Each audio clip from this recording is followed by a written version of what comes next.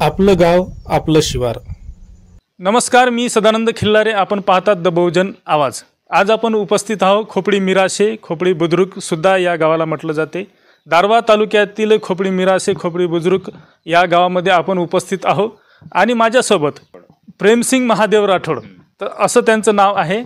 तर आपण त्यांच्याशी बातचीत करूया आणि त्यांच्याकडून जाणून घेऊया त्यांच्या शेतीविषयीचं गमक आणि ही शेती कशा प्रकारची केली जाते आणि कशा प्रकारची प्रगती यांनी शेती या व्यवसायातून साधलेली आहे. तर सर्वप्रथम मी आपल्याला पहिला प्रश्न करतो की आपल्याकडे शेती किती आहे? माझ्याकडे शेती एकत्रित कुटुंबातील शेती 15 एकर आहे. आम्ही दोघे भाऊ आहे. आम्ही शेती मी स्वतः सांभाळतो आणि माझा लहान भाऊ किराणा शॉप चालवतो. तो त्याच्यामुळं मीच आणि माझा मुलगा शिक्षण करून सुद्धा माझ्यासोबत राहून मला शेतीची मदत करतो. आपण सांगितलं की आपण दोघे भाऊ आहात. तुमच्यापेक्षा लहान भाऊ आहे? त्यापेक्षा सगळे लहानच, मीच सर्वात मोठा. म्हणजे तर मग आता ही जी शेती आहे आपल्याकडं 15 एकर शेती असल्याचं आपण सांगितलं, तर ही शेती वडिलोपार्जित आपल्याकडे आलेली आहे का? वडिलोपार्जित शेती 6 एकर होती. त्याच्यानंतर मी स्वबळावर म्हणजे शेतीच्याच भरोशावर मी 7 ते 8 एकर शेती उपलब्ध म्हणजे विकत घेतली लागून असल्या कारणामुळं.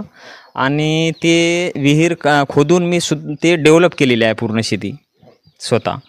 तर आम्हाला एक सांगा की आपल्या परिवारामध्ये सध्या किती सदस्य आहेत? आई वडील वगैरे आणि मुलं बाळं वगैरे धरून सगळे आम्ही 11 सदस्य आहोत.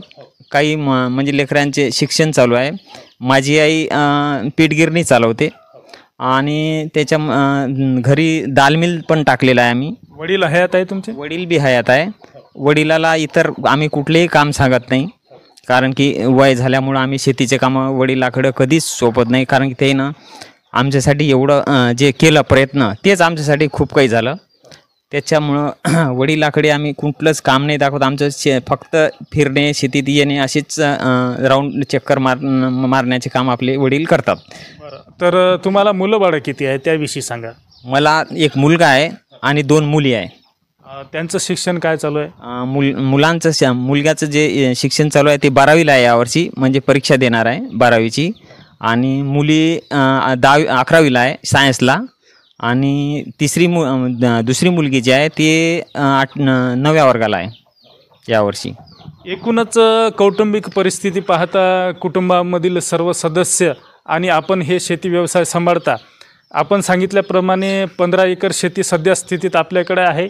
पूर्वी वडिलोपार्जित आलेली 6 एकर शेती आणि त्यानंतर आपण त्याच्यामध्ये वाढ करून 15 एकर शेती करू लागले आणि विकत घेतली असं सांगितलं आपण. तर आता सध्या शेतीमध्ये आपलं काय चालू आहे याविषयी सांगा. माझ्या शेतीमध्ये आता मी पहिले खरीपाचं पीक होतं पूर्ण 15 होतं. खरीपामध्ये फक्त मी कपाशी लागवड केली होती. कपाशी यासाठी म्हणजे त्याच्यात आंतरपीक इतर कुठलाही दरवर्षी टोटल कपाशी होती का? आंतरपीक कोणतंच नाही? कुठलंच नाही. फक्त मी त्या आपल्या कांदा बीज उत्पादनासाठी 1 ते 1.25 एकर मी फक्त सोयाबीनचं पीक घेतलं होतं. आपण सांगितलं की आपण टोटल कपाशीचं पीक पेरलं होतं, आंतरपीक कोणतंच टाकलं नव्हतं. यामागचं काही कारण? यामागचं कारण असं की आपल्याला ती कपाशी काढून पिकाची फेरपालट व्हावी, शेतीचं हे टिकून राहावं, पोट टिकून राहावं, यासाठी पिकाची फेरपालट फार महत्त्वाची आहे. त्याच्यामुळं मी ते कपाशी काढून पूर्ण दरवर्षीच गहू इतर रब्बीमध्ये येणारे पिकं मी टाकून ते पूर्ण ओलिताखाली क्षेत्र ठेवतो. गेल्या वर्षी माझ्याकडे त्या ज्वारी, बाजरी हे पीक टाकलं होतं. तीळ पण टाकलं होतं. यावर्षी पण तीळ आहे माझा, पण यावर्षी गव्हाचं क्षेत्र मी वाढवलं. कपाशीचं पीक होतं म्हणून सांगितलं, तर किती क्विंटल कपास झाला आपल्याला? कपाशी मला एकरी 9 ते 10 क्विंटलचा ॲव्हरेज आलेला आहे.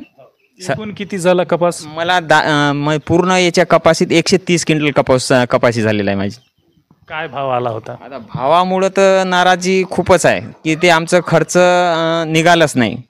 म्हणजे भाववाढीमुळं फार कठीण परिस्थिती झाली आहे यावर्षी. आपण शिष्याला 7,300 रुपयाला टाकला आम्ही कापूस पूर्ण. कपाशीला भाव नसल्या कारणामुळं फार्मर खूपच अडचणीत आहे यावर्षी. आपल्या सरकारने बी लक्ष द्यायला पाहिजे खास तर. आता आपण सांगितलं की खरीप हंगामामध्ये केवळ आपण कपाशीचं पीक घेतलं आणि 1 ते 1.5 एकर शेती आपण कांदा बीजासाठी ठेवली असं आपण सांगितलं. तर यानंतर रबी हंगामामध्ये आपण कोणकोणते पिकं लावले, कोणकोणते पिकं घेऊ लागले याविषयी सांगा. यावर्षी मी पूर्ण गहूच टाकलेला आहे ना, पूर्ण गव्हाखाली क्षेत्र आणलं. त्याच्यानंतर 1.25 एकर कांदा बीजोत्पादन आहे. बाकी उर्वरित आपला तिळाखाली क्षेत्र आहे. तिळामध्ये किती लागवड क्षेत्र आपण मध्ये लागवड 4 एकर क्षेत्र आहे, 4 एकर. बाकी उर्वरित क्षेत्र त्याच्यात 1 ते 1.5 एकर कांदा बीजोत्पादन. बाकी उर्वरित क्षेत्र मी गव्हाखाली टाकलेलं आहे. म्हणजे ज्या ज्या पद्धतीने एक क्षेत्र शेत खाली करत आलो मी, त्या पद्धतीने मी एक पीक त्याच्यात टाकण्याचा प्रयत्न करत असतो दरवर्षी. म्हणजे मग ते किती पडू राहिलं काही नाही, ते जागा खाली ठेवायची नाही. मग आता आपण गहू पेरला असं सांगितलं, तर चना वगैरे का पेरला नाही आपण? आता चना पेरण्यासाठी कसं आहे, चण्याचं इकडं आम्हा वन्य प्राण्याचा एवढं त्रास आहे की मी बरेचदा वन विभागाला बी माहिती दिलेली आहे. कोणकोणते वन्य प्राणी आहे इकडं वन्य प्राणी रानडुक्कर, रोही, हे 2 वन्य प्राण्याचा खूपच त्रास आहे. त्याच्यामुळे आपल्या रानडुकराचा तर भयानक अतोनात त्रास आहे. आता तुम्ही सांगत आहात की वन्य प्राण्यांचा अतोनात त्रास होत आहे, रानडुकरा असो किंवा रोही असो. तर ही 15 एकर शेती मी जेव्हा आपल्या शेतामध्ये आलो तर पाहत आहोत, 15 एकर संपूर्ण शेतीसुद्धा आपली ओलिताखाली आहे. आणि ही संपूर्ण शेती चांगल्या प्रकारे, उत्तम प्रकारे तुम्ही करत आहात, हे संपूर्ण मी पाहिलेलं आहे. तर याचं कसं काय तुम्ही नियोजन लावलं वन्य प्राण्यापासून बचाव करण्यासाठी? वन्य प्राण्यासाठी बचावासाठी आम्ही काय दिवस निघाला की शेतात, आणि रात्र 5 वाजता आणखी आम्ही शेतात हजर राहतो. कारण की ते हजर नाही राहिला आपण तरी ते नुकसान करतातच, पण तेवढं बचाव होतो. म्हणजे तेवढं नुकसान होऊ देत नाही. कारण की मग शेतात आपण आपल्या पीक रखवालीसाठी इथं माणूस, हे कुत्रे वगैरे, झटका मशीन, ह्या साऱ्या गोष्टी मी उपलब्ध करून ठेवलेल्या आहे. मग 15 एकरासाठी आपण कुंपण केलेलं आहे का? मी साधं कुंपण केलेलं आहे. आता टप्प्याटप्प्याने करण्याचा धाडस केलेला आहे मी. कारण की आर्थिक बाजू कमकुवत असल्या कारणामुळं मी आता टप्प्याटप्प्यानं कंपाऊंडचं हे करणार आहे. त्याच्यामुळं आता त्याच्याशिवाय शेती करणे कठीणच झालेली आहे. बरं, आतापर्यंत आपण जसं आपण झटका मशीनचा उल्लेख केला, म्हणजे करंटच्या मशीनचा, कृत्रिम जो करंट असतो त्याचा आपण उल्लेख केलेला, बॅटरी करंटचा. तर याचा उपयोग केला नाही का आपण? त्याचाही उपयोग केला, पण ते आता त्या एकरासाठी केला होता, पूर्ण क्षेत्रासाठी केला मी. पण झालेलं कसं आहे, त्या वन्य प्राण्याने बी आता त्याची सवय झालेली आहे. हो, त्याला एवढी सवय झालेली आहे की त्या झटका मशीनलाही बी काही नाही समजत, तुमच्या तार कंपाऊंडलाही बी काही नाही समजत. म्हणजे ते खूपच यांना काटकसरीनं शेतीकडे लक्ष द्यावं लागते. एकंदरीत हे वन्य प्राणी सुद्धा आता माणसाळलेले झालेले आहेत, त्यांना सुद्धा माणसाची सवय झालेली आहे. तर मी पाहत होतो की आपल्या शेतीमध्ये सर्वत्र मला हिरवळ दिसत होती. तर एवढी 15 एकर शेती ओलिताखाली करणे ही काही साधी बाब नाही. साधारणतः 3, 4, 5 एकरावाला सुद्धा शेतकरी याच्यासाठी फार कष्ट घेतो. तर हे ओलिताखाली पूर्ण क्षेत्र आणण्यासाठी आपण काय प्रयत्न केले, ओलितासाठी आपल्याकडे काय सुविधा आहे त्याविषयी सांगा. ओलिताखाली वडिलोपार्जित शेती जी होती ना माझी पहिली, त्याच्यामुळे फक्त एक विहीर होती, ते तुम्हाला मगाने दाखवली मी, छोटी विहीर. त्या छोटी विहीरमध्ये मी ज्यावेळेस शिक्षण घेत होतो, मी 12वी झाल्यानंतर, मी 12वी पूर्ण केली शिक्षणामध्ये पहिले. मग माझे वडील शेती करत होते, फारसं काही उत्पन्न निघत नव्हतं. आणि इकडं फक्त पूर्ण जंगली भाग होता. माझं शेती बी ओळखायला यायची नव्हती. सांगायचं तात्पर्य म्हणजे एवढी शेती कठीण झालेली होती या झाडझुडपामुळं. मग मला एक सुचलं, मी आवडलं आपण शिक्षण घेत आहोत, आपण शिक्षण तर पूर्ण घ्यायचंच, त्याच्यानंतर फारसं उत्पन्न निघत ना, आईवडिलाकडून काही निघत नव्हतं. मग मी डोक्यात घेतलं, शिक्षण पूर्ण केल्यानंतर मी ते शिक्षण थांबवलं, मी शेतीकडे वळलो. 12वी नंतर थांबवलं का आपण शिक्षण? 12वी नंतर मी शिक्षण थांबवलं पूर्ण. म्हणजे 12वी काढली, म्हणजे पास झालो. त्याच्यानंतर मी शेतीकडे वळलो. त्याच्यानंतर मी शेतीकडे वळून मग पूर्ण शेती डेव्हलप केली मी. त्याच्यानंतर मग मला जसजशी अडचण येत गेली आपल्या शेतीसाठी, मग ट्रॅक्टर उपलब्ध केलं स्वतः. त्याच्यानंतर विहिरी उपलब्ध केल्या. बरं, विहिरीची काय स्थिती आहे आता? आम्ही पाहिलं, आपल्या शेतामध्ये फिरलो असता आम्हाला 2 विहिरी दिसल्या.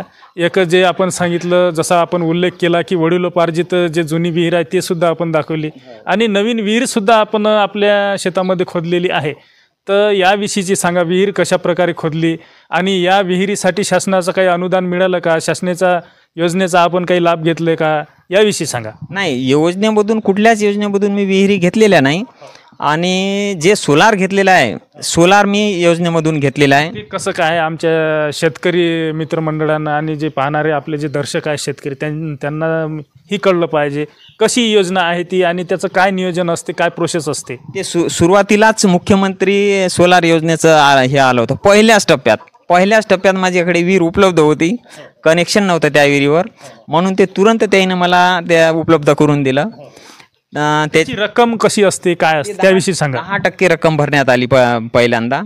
ती 19,000 रुपये भरल्या गेले होते 3 HP ला. त्याच्यानंतर 7.5 HPचा आहे माझ्याकडं, ते 7.5 HPला 38,000 रुपये भरल्या गेले. म्हणजे दोन्ही विहिरी माझ्या सोलार चलित आहेत आणि पुन्हा विजेचं पण हे आहे सप्लाय, त्याच्यामुळे दोन्ही बी आपल्याला वापरता येतो. वीज कनेक्शन आणि सोलार ह्या दोन्हीसुद्धा आपल्याकडे सुविधा असल्याचं आपण सांगितलेलं आहे. तर विहिरीच्या माध्यमातून आपण ओलीत करत आहात आणि संपूर्ण क्षेत्र ओलिताखाली घातलेलं मला दिसत आहे.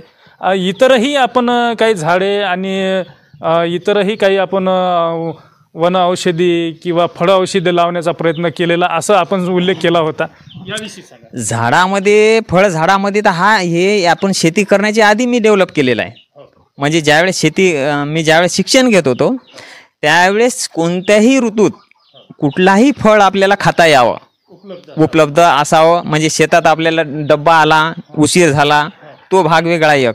त्याच्यानंतर शेतात कधीही कोण्याही आपण बाजारामध्ये फळ घेतो, ताजं फळ मिळत नाही. हे आपल्याला ताजं फळ खायला भेटते शेतामध्ये आणि कोणत्याही वेळेला खायला भेटते, सकाळ संध्याकाळ. आपण रात्रीचंही म्हणजे संध्याकाळी शेतात असलं एखादा फळ तोडलं की ते आपण खाऊ शकतो. त्याच्यामुळं त्या फळझाडापासून मला वेगळाच आनंद मिळाला आणि शेतीला खूप जबरदस्त रौनक आली त्या फळझाडामुळं. या झाडाला झाले 15 ते 20 वर्ष लावलेल्या. कशाचे झाडं या संबंधी सांगा. माझ्याकडे झाडं नारळ आहे, सीताफळ आहे, जांब आहे, त्याच्यानंतर आवळा आहे, असे बरेचसे, बोर आहे, चिकू आहे, असे झाडं लावलेले आहे.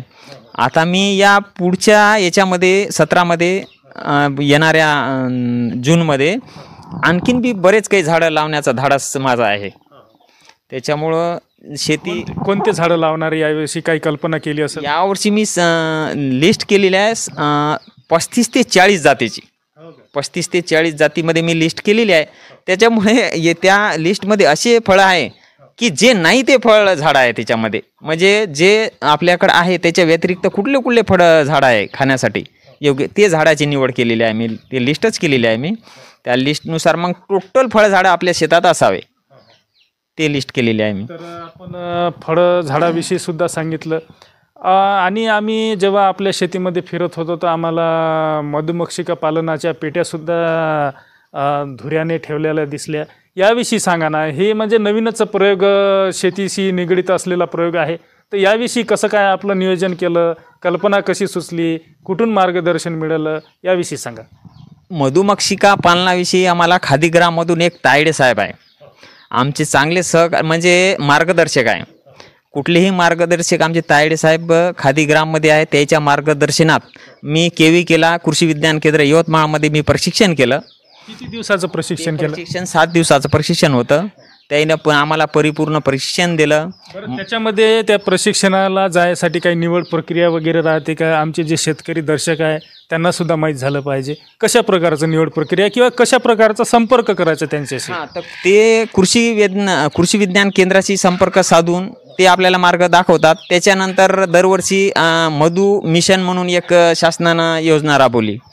त्या मधु मिशनांच्या माध्यमातून आत्ता हे जे आहे त्याच माध्यमातून आम्हाला ते उपलब्ध झाल्या. तर कृषी विज्ञान केंद्राला आपण जर संपर्क साधला तर ते आपली जर भावना असली करण्याची तर ते आपल्याला सहकार्य करतात. किती दिवसाचं ते ट्रेनिंग? 7 दिवसाचं ट्रेनिंग. मुख्यालय कुठं होतं? मुख्यालय कृषी विज्ञान केंद्रच. हो, यवतमाळच. कृषी विज्ञान केंद्राच्या ठिकाणीच ते आपल्याला आपली तयारी जर असली, आपण जर त्याला माहिती दिली तर ते आपल्याला मार्गदर्शन करतात. बरं, प्रशिक्षण केल्यानंतर किती दिवसानंतर हे आपल्याला मधुमक्षिका पालन करण्यासाठी जे पेट्या उपलब्ध करून दिल्या याविषयी सांगा. तर ते 7 ते 8 महिने झाले होते प्रशिक्षण देऊन त्याचे पेट्या उपलब्ध तिघून व्हायला. त्याच्यानंतर आम्हाला 7-8 महिन्यांनी पेट्या उपलब्ध करून दिल्या. त्या आम्ही प्रत्येक झाडाखाली सावलीचा हे भाग ठेवून ते लावलेले आहे. त्या मधुमक्षिका पालनामुळं बरेच काही फायदे आहे. आज परागीकरणासाठी त्याचा महत्त्वाचा वाटा आहे. ते परागीकरणासाठी आज दिवसेंदिवस ते कीटकनाशक फवारून जे मधुमक्षिका आहे आपल्या जे वन्य जंगलात जे राहतात, फुलोरी त्याला म्हणतो, फ्लोरी, ते नाहीसे झाल्यासारखे दिसत आहे. त्याच्यामुळं आपल्या उत्पादनात घट, कारण परागीकरणच होत नाही तर मग घट होणारच. त्याच्यामुळं मधुमक्षिका पालनामागचं फार मोठं काही फायदा आहे. ते केलं तर शेतकऱ्याचं खूपच फायदा आहे आणि ते करायला पाहिजे. किती पेट्या मधुमक्षी पालनाच्या किती पेट्या आणल्या? माझ्याकडं 10 पेट्या मेलिफेराच्या आहे आणि 5 कुठली प्रजाती आहे, कुठून आल्या समजा याविषयी काही?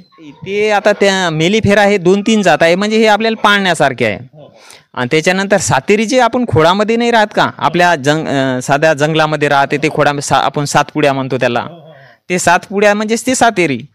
त्याला आपण ते पेट्या जर उपलब्ध केल्या आणि त्याला जर आपण त्याचं प्रशिक्षण केलं तर ते आपल्याला सहज उपलब्ध करता येतो. ते पण पाळता येतो. ते म्हणजे आपल्या इकडे त्या डेव्हलप होतात ते पण. आणि मेलिफेरा पण आपल्यासाठी चांगलंच आहे. साधारणतः किती पेट्या आहे म्हटलं? 10 पेट्या मेलिफेरा आणि सातेरी 5 पेट्या, म्हणजे अशा एकूण 15 पेट्या आहे आपल्याकडे. तर आपण आता उल्लेख केला होता मधामध्ये की ज्याप्रमाणे आपण परागीकरण या माध्यमातून होते आणि जमिनीचा पोतसुद्धा टिकून राहायला पाहिजे, ही सुद्धा महत्त्वाची बाब आहे. तर संपूर्ण आपण शेती करत आहोत, तर यामध्ये आपण लागवड कशा प्रकारची करता, मशागत कशा प्रकारची करता आणि कीटकनाशक फवारणी वगैरे ही कशी करता, याविषयी सांगा. कीटकनाशकाचं वेळोवेळी लागवडीपासून आपण घरीच आपल्या ट्रॅक्टर उपलब्ध असल्या कारणामुळे स्वतःच मी ट्रॅक्टरनं नांगरणी, वखरणी हे करून कुळपण्या हे सगळं स्वतःच करतो. वेळोवेळी ते ज्या पद्धतीनं आपण शेती मशागत करतो ते पूर्ण करून पीक लागवड केल्यानंतर ज्या पद्धतीनं, म्हणजे त्याला आपण काही फार्मर गरज नसतानाही फवारणी करतात, कीटकनाशक फवारणी. मी जास्तीत जास्त त्या आता कीटकनाशकाकडं म्हणजे दुर्लक्ष केलेलं आहे. साधारणतः किती फवारणी करता आपण कीटकनाशकाच्या? ते पिकाची अवस्था पाहून, पीक अवस्था पाहून, पिकाची क्वालिटी पाहून, त्याची आवश्यकताच नसेल तर आपल्याला फवारणी करण्याची काही गरजच नाही. पण सरासरी चालतं कसं, आता सरासरी कृषी केंद्रामध्ये फार्मर गेला, मी बी जातच होतो त्याच विषयी, ते की त्याच्या म्हणण्याप्रमाणे हे घेऊन जा औषध, ते घेऊन जा त्याप्रमाणे, म्हणजे स्वतः आपण त्याचा विचार करायचा नाही की आपल्या पिकावर कोणतं फवारणी आवश्यक आहे, आपल्याला किती औषध घ्यायचं आहे, ह्याचं सगळं नियोजन लागेल ना आपल्याला. नाही तर होते कसं, ते खर्च जास्त आणि मग उत्पादन कमी, त्याच्यामुळे शेती तोट्यात येते. मग नेमकं आपल्याला फवारण्या करायच्या आहेत तर आपल्या पिकानुसार नेमकं पीक कोणत्या अवस्थेत आहे, कोणती फवारणी करायला पाहिजे, आपल्याला आवश्यकता नसेल तर फवारणीची काही गरज नाही. आणि त्याच्यापेक्षाही बी आपल्या आता जैविककडे वळण्याचा प्रयत्न मी केलेला आहे. आपल्या डोक्यामध्ये काही कल्पना आहे का जैविक शेतीविषयीची? बिलकुल, जैविक शेतीसाठीच मी आता आपले शेळीपालन जे ठरवलं मी आणखीन जोडधंदा म्हणून. शेळीपालनापासून शेणखतापासून चांगली शेतीसाठी फायदेशीर आहे. शेणखताशिवाय शेतीचं उत्पादनच नाही आहे आता, हे 100%, याच्यात शंकाही करायला नको. एकंदरीतच कीटकनाशक आणि रासायनिक पद्धतीने जे आपण शेती करतो, रासायनिक खतामुळे संपूर्ण शेतीचा पोत कमी होत असल्याचा दिसत आहे. बिलकुल 100%च खरं आहे. त्याच्यामुळे शेणखताकडे वळणे आणि काळाचीच गरज आहे, काळाची गरज 100%च, शंकाच नको. कारण की आणि मी तर म्हणतो, आता आधी ज्यावेळेस आपल्याकडे 2-2, 3-3 जनावरं असायची सगळ्यांच्या घरी, ते शेणखत कमी मिनिमम 2-2, 3-3 एकर तर सहज खताखाली आणत जायचे फार्मर. पण आता जनावराकडे बी दुर्लक्ष झालेलं आहे दिवसेंदिवस. त्याच्यामुळं शेतीत शेणखत नाही आहे, त्याच्यामुळे ते रासायनिक खतामुळे सारं जमिनीची पोत खराब झालेली आहे. ते तर मी तर हे सांगेन फार्मरला की शेतीला जोडधंदा, एक तर दुग्ध व्यवसाय, असे शेळीपालन, असे जर व्यवस्था असली त्याच्यापासून आपल्या शेतीलाही उत्पन्न म्हणजे खत मिळतो आणि ते पण फायदा मिळतो. आपण आता सध्या स्थितीमध्ये ज्या ठिकाणी बसून आहोत ही शेळी पालनासाठीच बंधूंनी नियोजन केलेलं आहे. आणि आम्ही पाहिलं की आपल्या या शेतामध्ये कुक्कुटपालनसुद्धा छोट्या प्रमाणात आपण करत आहात. आम्ही कोंबड्यासुद्धा वगैरे येथे पाहिलेल्या आहे. याविषयी सांगा ना. कोंबडी पालनामागे आता कसं गावरान कोंबडीचे अंडे सहजासहजी मिळत नाही, त्याच्यामुळं हे गावरान अंडे आमच्या घरी कुटुंबात बी म्हणजे रोजच्या जीवनात एक अंडं खायला असं हे आहे, आहारात असावं. त्या हिशोबानं अंड्याचे उत्पादन चांगल्या पद्धतीने मिळते घरी. यामध्ये सर्व गावरान कोंबड्याच आहे का? पूर्ण गावरान कोंबड्यापासून अंडी उत्पादन आहे आपल्या. सध्या उत्पादनासाठी विक्री केलेली नाही मी, सध्या म्हणजे घरगुतीच खाणं हे चालू आहे समजा वापर. किती कोंबड्या आहे? 30 ते 35 कोंबड्या आहेत. 30-35 कोंबड्या आहेत आता सध्या. त्याचं खाद्य वगैरे कसं काय? त्याचं खाद्य नियोजन आपल्या घरी पीठ गिरणी आहे, त्याच्यामुळं दाल मिल आहे, त्याच्यामध्ये जे चुरा वेस्टेज निघतो की नाही ते पूर्ण आम्ही त्या कोंबडी पालनाला वापरतो. बरं, दाल मिलची काय परिस्थिती आहे? आपण दाल मिल बद्दल 2-3 वेळेस उल्लेख केलेला आहे, तर त्याचं कसं काय नियोजन केलं आपण आणि कोण चालवतं? दाल मिलमध्ये मी ज्यावेळेस आता सिजनेबल असतो, गहू पण सिजनेबल गहू, त्याच्यामध्ये आता यावर्षी मी गहू ग्रेडिंग गेल्या वर्षीच्या याच्यामध्ये मला आमच्या सेंट्रल बँकेकडून कर्ज मिळालं. किती घेतलं होतं कर्ज? मला 2 लाख रुपये कर्ज दिलं त्यांनी. त्याचं सहकार्य खूपच. सबसिडी वगैरे कसं काय, किती टक्के? 35% PMFME मधून. आणि त्या सेंट्रल बँकेचं खूप सहकार्य मला, त्यानं मला कर्ज उपलब्ध केलं.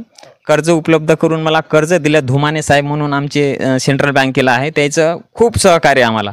त्याच्या सहकार्यामुळं मी आज ते उद्योग उभारू शकलो आणि मला चालना मिळाली.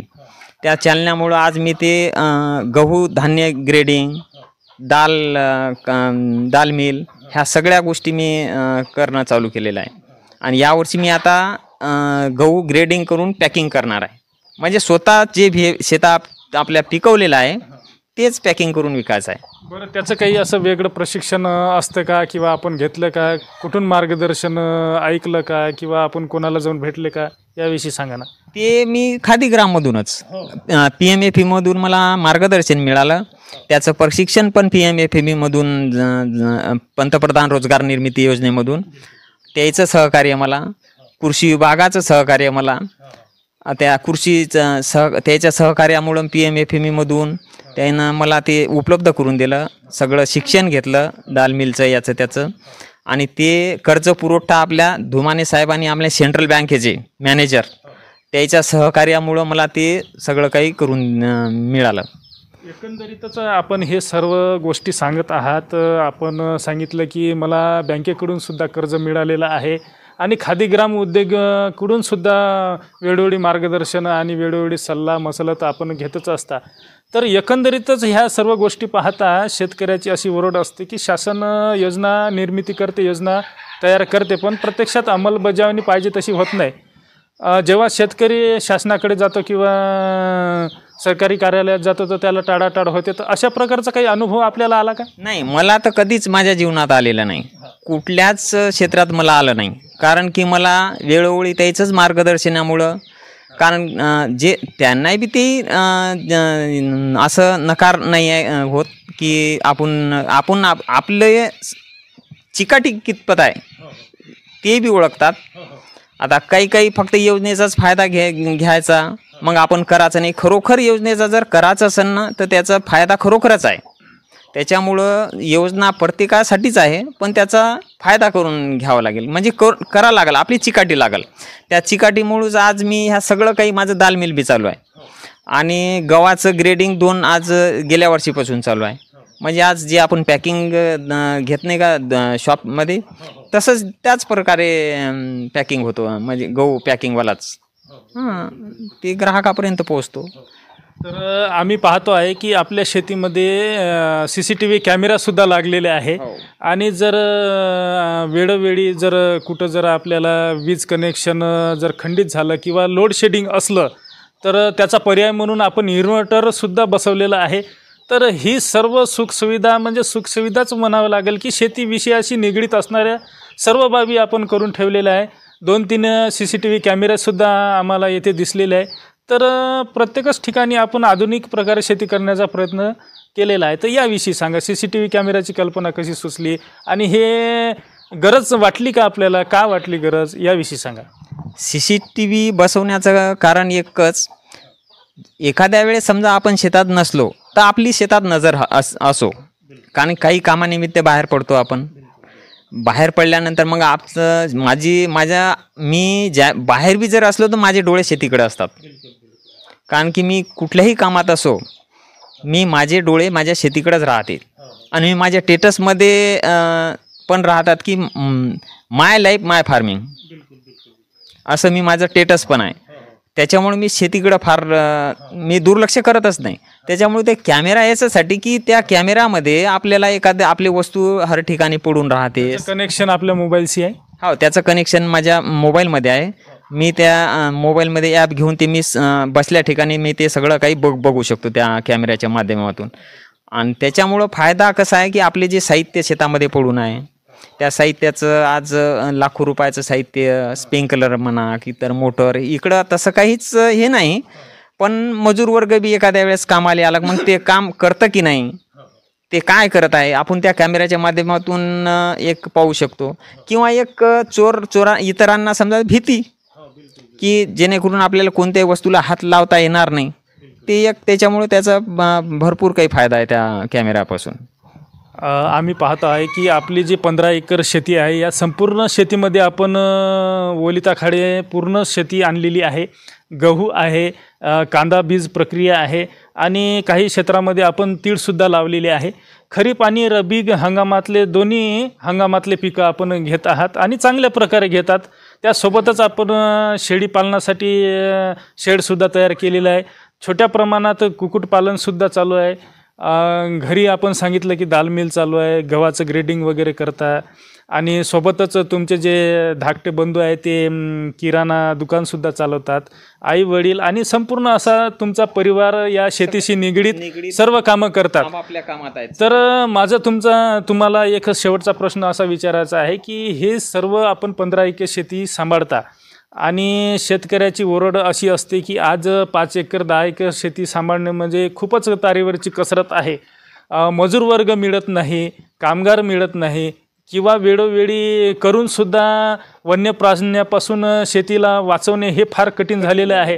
तर शेती करणाऱ्यासाठी आणि जे आज शेती करत आहे आणि उद्या जे शेती करणार आहे नवीन पिढी, यासाठी आपण काय उपदेश कराल, काय सूचना कराल, काय टिप्स द्याल याविषयी सांगा. शेती करण्यासाठी तुमची जिद्द हवी, चिकाटी हवी. आणि जेवढे चिकाटी शेतीसाठी असेल, शेती माझ्यासाठी तोट्याची नाहीच आहे, माझ्यासाठी तर नाहीच आहे. कारण की शेतीला तुम्ही जेवढं वेळ द्याल तेवढं वेळ महत्त्वाचा आहे आणि शेतीकडे दुर्लक्ष करून चालणार नाही. आता झालं प्रश्न आहे की मजुराचा सर्वत्र प्रॉब्लेम आहे, कारण की काम करण्याची इच्छाशक्ती राहिलेली नाही. त्याच्यामुळं आता माझ्याकडं मला लेबर माझ्या हिशोबानं मी उपलब्ध करून घेतो, पण मी ते वेळ जाऊ देत नाही. आता नाही आलं तरी आम्ही असं मागं राहत नाही की बा मजूर आल्या तेव्हाच आपण ते काम करू, तसं नाही. माझा मुलगा सोबतच आहे, त्याचं पण मला सहकार्य आहे. माझ्या वडिलाचं सहकार्य राहते, पण आम्ही शेतीत त्याला काम करू देत नाही. तरी बी आमच्यासाठी तेच खूप आनंद तेवढे. आणि लेबर आईचंही खूप सहकार्य राहते, ते पीठगिरणी सांभाळते. त्याच्यामुळं ते आम्ही इतर कुठलंही काम त्याला सांगत बी नाही, ते काही नाही, ते त्याच्या मनानं जे करल ते. आणि त्या पद्धतीनं आम्ही आमचं लहान भाऊ जे आहे पंडित राठोड, ते पण वेळोवेळी कधी पण मला मदत करतात अधूनमधून. गरज ज्यावेळेस लेबरची कमतरता भासली त्यावेळेस आम्ही मागं राहत नाही, आम्ही त्यावेळेस समोर राहतो. ते आलं नाही तर मग आपण कपडे पाहायचं नाही, आपली शेती आणि आपण. मग ते आपले कपडे खराब होईल का आणि आपण खराब, ते विचारच नाही. आपल्या शेतीला मी ते वेळ द्यायचं म्हणजे द्यायचं. मग शेतीत ज्या पद्धतीने शेती केली तर शेती माऊली आपल्याला कधीच मागं पडू देत नाही. मला आता पडूच दिलं नाही, कारण एवढा आनंद माझ्या शेतीतून मला मिळालेला आहे की या शेतीतून मला घरी पण जावं वाटत नाही, अशी शेती हे केलेली आहे. आता तुम्ही बघितलेलंच आहे. त्याच्यामुळं इथं कुठलाही व्यक्ती मला इथं 700 800 लोकांचा कार्यक्रम मी इथं अटेंड केलेला आहे. एक 2-3 वर्षात एक अन्नदान व्हावं या उद्देशाने मी इथं एक हे करत असतो, भोजनदानाचं. एकंदरीतच शेतीला वेळ द्यावं लागतं आणि कष्ट द्यावं लागतं. ह्या 2 गोष्टी असल्या साऱ्या गोष्टी मग उपलब्ध होतात. त्याच्यामुळं शेती मला खूप फायद्याचीच आहे. मी तोट्यात आहे म्हणणारच नाही, कधीच नाही म्हणणार, कारण की माझ्यासाठी आहेच फायद्याची. आता कोणाचं मत कोणाला म्हणजे आपापलं हे असते, त्याच्यामुळं पुढील पिढीन बी शेतीशिवाय पर्यायच राहणार नाही. शेती एकमेव शेती, ते उत्तम शेती. मध्यम व्यापार जे म्हटलं गेलं ना, ते मन नक्कीच येणार. कनिष्ठ नोकरी ते 100% येणार म्हणजे येणार, पण ते थोड्या दिवसातच येणार, ते काही जास्त उशीर लागणार नाही. त्याच्यामुळं शेतीला पुन्हा आपण स्वतंत्रपणे शेती करू शकतो, कधी वेळ देऊ शकतो. शेतीत म्हणजे आपल्याला जसं आता की आपण व्यायाम सारखे कामं आपल्या हातातून शेतीतल्या कामात होतात. त्याच्यामुळं शेतीत मला तर खूपच आनंद आहे. बिलकुलच. उत्तम शेती, मध्यम व्यापार आणि कनिष्ठ नोकरी हे सर्व अशा प्रकारचं येणाऱ्या दिवसामध्ये होणार असल्याचं यांनी भाकीत केलेलं आहे. सोबतच यांनी सांगितलेलं आहे की शेतीसाठी कष्ट आणि वेळ हा महत्त्वाचा असतो, आणि सोबतच आपल्या कुटुंबाचं सहकार्यसुद्धा फार महत्त्वाचं असतो. मजूर वर्ग जर शेतीसाठी मिळाला नाही तर कुटुंबाने कंबर कसून शेतीमध्ये काम करण्याची तयारी ठेवावी, तेव्हाच शेती परवडते. आणि शेती खरोखरच परवडण्यासारखी आहे. मला कधीही शेतीमधून घाटा पडलेला नाही. शेती माझ्यासाठी उत्तमच आहे. मला शेतीतून गावालासुद्धा किंवा घरीसुद्धा जावं वाटत नाही, असं मला शेतीमध्ये आनंदात राहावं वाटतं, अशा प्रकारचं यांनी सांगितलेलं आहे. तर मित्रांनो, हा होता आपलं गाव आपलं शिवारचा पहिला भाग.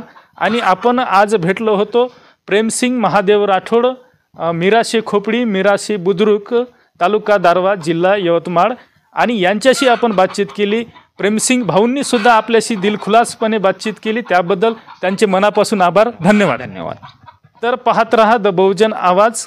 चॅनलवर नवीन असाल तर चॅनलला सबस्क्राईब करा, व्हिडिओला लाईक आणि शेअर जरूर करा.